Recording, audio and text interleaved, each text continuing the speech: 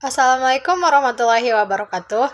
Perkenalkan, nama saya Nur Saadatul Adawiyah dengan NIM 2104262 dari Prodi Ilmu Administrasi Negara. Di sini saya akan membahas materi pembelajaran kita untuk yang pertemuan keempat mata kuliah Sistem Administrasi Negara, yaitu tentang peran administrasi negara, di mana dosen pengampu mata kuliah tersebut adalah Ibu Yulia Hanoselina, SIP MAP. Adapun indikator peran administrasi negara terbagi menjadi 4. Yang pertama, landasan ideal. Yang kedua, landasan konstitusional. Yang ketiga, landasan operasional. Yang keempat, landasan kebijakan lainnya. Untuk mempersingkat waktu, marilah kita memasuki kepada pembahasan tersebut, di mana setiap negara, baik negara itu besar maupun kecil, pasti memiliki sistem administrasi negaranya sendiri. Administrasi negara Indonesia khususnya merupakan penjabaran dari nilai-nilai Pancasila dan Undang-Undang Dasar 1945 yang dimana merupakan piranti dalam kerangka pencapaian cita-cita dan tujuan nasional. Oleh karena itu, adapun landasan bagi penyelenggaraan administrasi negara Indonesia antara lain yang pertama, Pancasila sebagai landasan ideal, yang kedua, Undang-Undang Dasar 1945 sebagai landasan konstitusional, dan yang ketiga, garis-garis besar haluan negara sebagai landasan operasional. Yang pertama, landasan ideal. Landasan ideal bagi penyelenggara administrasi negara adalah identik dengan landasan ideal Negara Kesatuan Republik Indonesia, yaitu Pancasila. Yang utamanya pada sila kedua yang berbunyi kemanusiaan yang adil dan beradab, di mana sila ini memiliki arti bahwa Indonesia menempatkan dirinya sebagai bagian dari manusia di dunia. Pancasila adalah suatu sistem yang setiap silanya saling berkaitan. Sebagai ideologi negara, Pancasila bersifat universal dan menjadi nilai-nilai luhur budaya bangsa untuk acuan dalam berpikir ataupun bertindak dalam kehidupan berbangsa dan bernegara. Pancasila sendiri digali dari bumi Indonesia sebagai dasar negara Republik Indonesia, pandangan hidup bangsa Indonesia, jiwa dan kepribadian bangsa Indonesia, gambaran tujuan yang akan dicapai, dan merupakan hasil dari perjanjian luhur rakyat. Oleh karena itu, Pancasila meliputi yang pertama, etika sosial budaya, etika politik dan pemerintahan, etika ekonomi dan bisnis, etika penegakan hukum yang berkeadilan, etika keilmuan, dan etika keahlian. Yang kedua, landasan konstitusional. Landasan konstitusional adalah sebuah landasan negara yang saling berkaitan erat dengan semua aturan dan ketentuan ketatanegaraan suatu bangsa, di mana landasan konstitusional bangsa Indonesia itu adalah Undang-Undang Dasar 1945. Landasan tersebut sebenarnya tidak hanya terletak di bagian pembukaannya saja, melainkan terdapat dalam batang tubuh Undang-Undang Dasar 1945 pada pasal 13 dan pasal 11.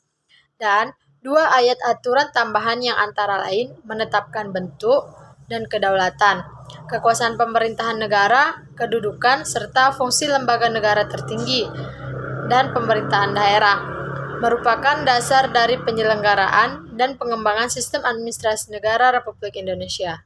Adapun bunyi pasal 11 dalam batang tubuh Undang-Undang Dasar 1945 yaitu yang pertama, Presiden menyatakan perjanjian dengan negara lain, perang, dan membuat perdamaian atas persetujuan DPR.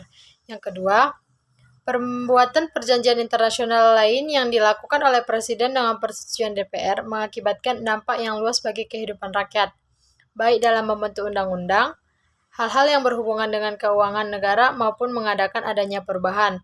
Dan yang ketiga, undang-undang mengatur ketentuan perjanjian internasional yang lebih lanjut. Yang ketiga, landasan operasional. Landasan operasional adalah sebuah landasan yang digunakan untuk mengelola kehidupan nasional sebuah negara secara keseluruhan. Landasan operasional juga dijadikan sebagai hukum material yang memberikan arah, serta menjadi pedoman pengelolaan oleh pemegang kekuasaan dalam mengelola sebuah negara.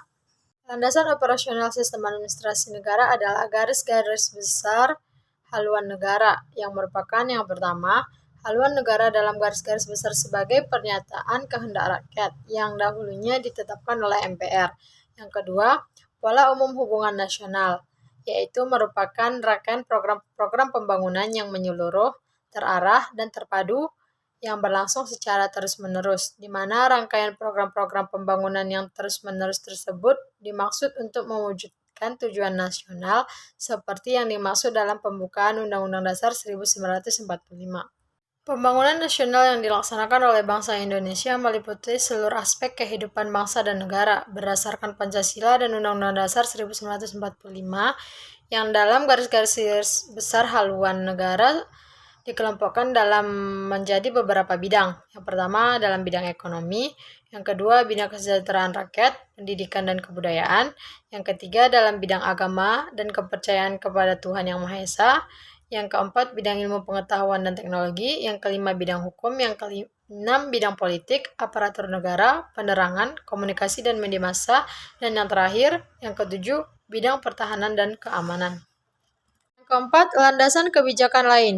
Landasan kebijakan lain terbagi menjadi dua, yaitu pertama, peraturan perundang-undangan kepastian hukum lindungi aparatur negara.